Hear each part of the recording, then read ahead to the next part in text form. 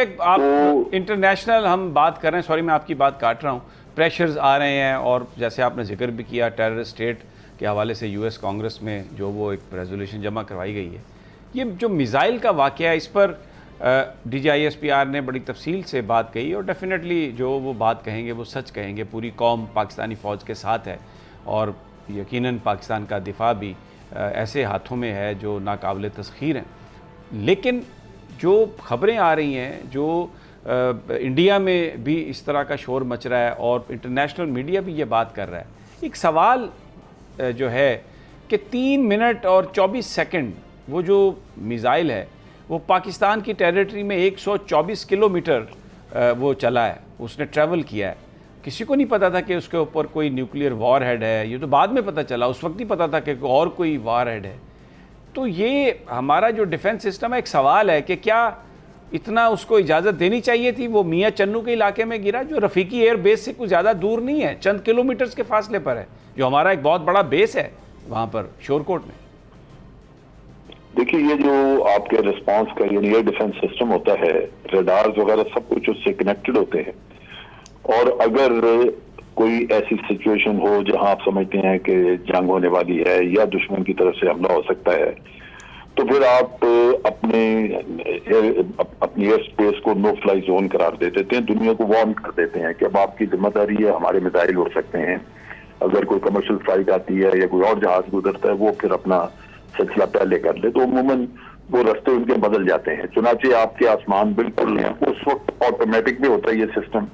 Radar ने जैसे pick किया, रेडार खुद ब खुद उसकी इंस्ट्रक्शन रिलीज कर देता है सारे डेटा के साथ कि फलां जगह ये मिसाइल है, ये स्पीड है, इधर आ रहा है, और आपके मिसाइल सिस्टम से, एयर डिफेंस सिस्टम से मिसाइल काउंटर में करने के लिए उसको निकल जाते हैं।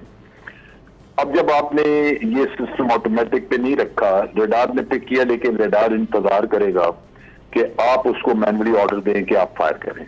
लेकिन आपने अपने ना तो आपने अपनी जो फिजा है, आपकी स्पेस, एयर स्पेस, उसको आपने ना बॉन्ड किया हुआ दूसरे एयरलाइंस को या दुनिया को, तो उसमें आपके अपने जहाज या कोई एयरलाइनर उड़ रहे होंगे।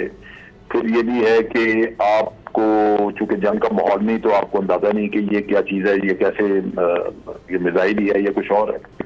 तो ये एक ऐसी सूरत हाल थी जहां मुनासिब नहीं था कि आप जिटरी होके तो एक रिएक्शन ऐसा दे दें जिससे जंग का माहौल भी पैदा हो। कोई अगर जहाज गिर जाता है एयरलाइनर वगैरह, तो वो भी मसला बन जाए।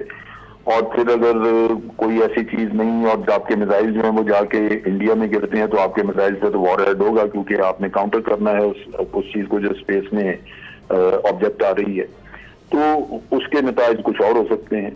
तो ये मैं समझता हूँ कि एक बड़ी बुर्दबारी से काम किया गया कि इसमें खौफजदा होने की बजाय इस लिया गया, सारी तफसील डेटा वगैरह चेक किया गया, लेकिन इसके ऊपर काउंटर मेजर्स नहीं लिए गए, वरना ये फौरी तौर पे हो जाता।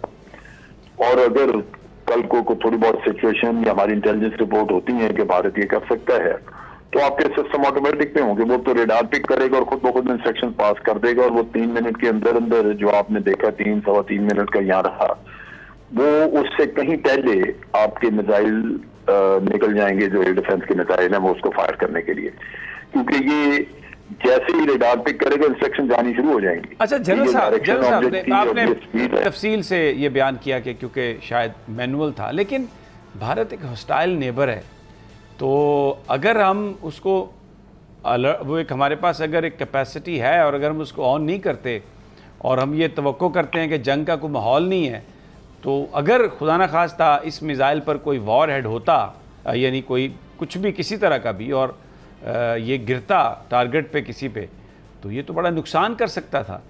तो फिर अगर हमारे पास सारी कैपेसिटी है भी, तो उसको मैनुअल पे रखना ये सवालिया निशान नहीं है? नहीं, इसमें बात यह कि पीस टाइम में तो यही सिस्टम होगा, पूरी दुनिया में यही है। देखें ना, इस मामले की संगीनी इसी वजह से भारत के साथ तो हमारे मुज़ाकरात बिल्कुल सस्पेंडेड हैं। कश्मीर पर बड़ी गर्मी है और बहुत ज़्यादा इस वक्त, यानी बड़ी, हम इससे ज़्यादा हॉस्टाइल हमारा कोई नेबर नहीं है, तो इसको हम पीस टाइम कंसिडर कर सकते हैं? भारत पे हम रिलाय कर सकते हैं, उन पे डिपेंड कर सकते हैं कि वो हम पे हमला नहीं करेगा? 65 में भी जब जी, उन्होंने जी, हमला इस किया तो टाइम- अचानक ही किया।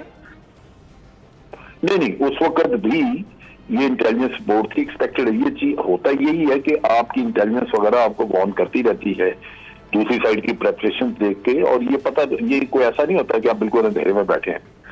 उस वक्त भी हमें कुछ अंदाजा था और हमारी तैयारी थी जब पुलवामा का किस्सा हुआ।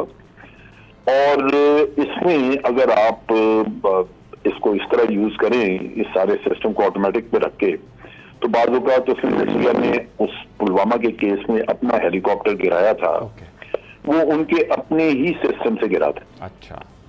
और ये अनकंट्रोल्ड सिस्टम जब भी यूज करेंगे तो उसमें ये हैजर्ड्स आ सकती हैं कि आप अपने ही जहाज को गिरा बैठे।